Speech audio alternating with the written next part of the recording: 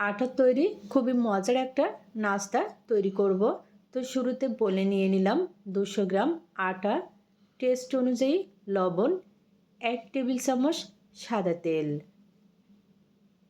এখন আটা খুবই ভালো করে তেলের সাথে এরকম একটু ঘষে ঘষে মিশিয়ে নিব।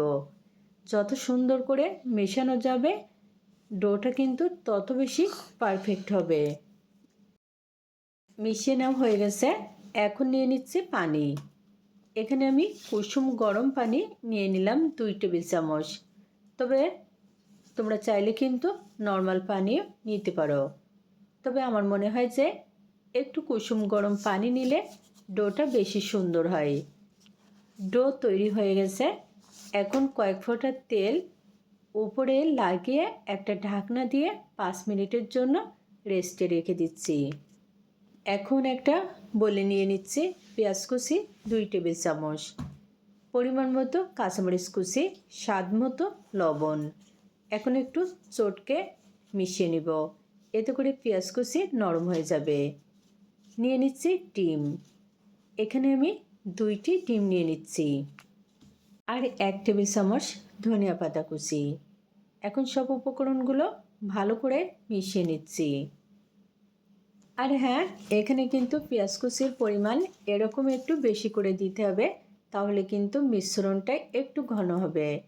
এদিকে ডো ভালোভাবে সেট হয়ে গেছে। তো এখান থেকে এখন যে কয়টি নাস্তা তৈরি করব ঠিক সেই কয়টি লেচি কেটে নিচ্ছি। এরকম মিডিয়াম সাইজে লেচি কেটে নিলাম।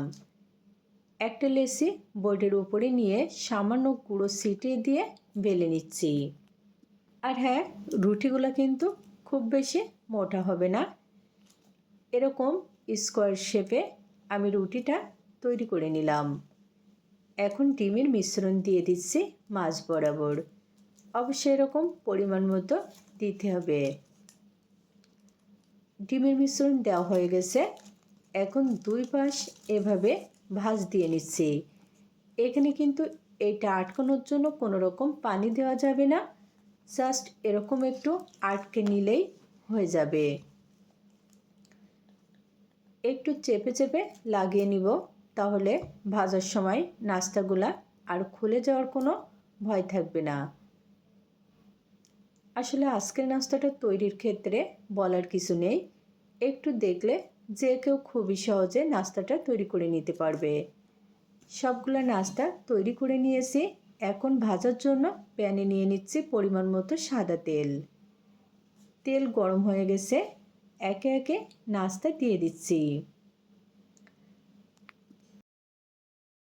আর হ্যাঁ, এই পর্যায়ে কিন্তু চুলার আঁচটা মিডিয়াম টু লো ফ্লেমে রাখতে হবে। একটু সময় নিয়ে ভাজবো, তাহলে নাস্তাগুলো অনেক বেশি ক্রিস্পি হবে আর ভিতরটায় কোনো রকম কাঁচা থাকবে না, ভালোভাবে ভাজা হয়ে যাবে।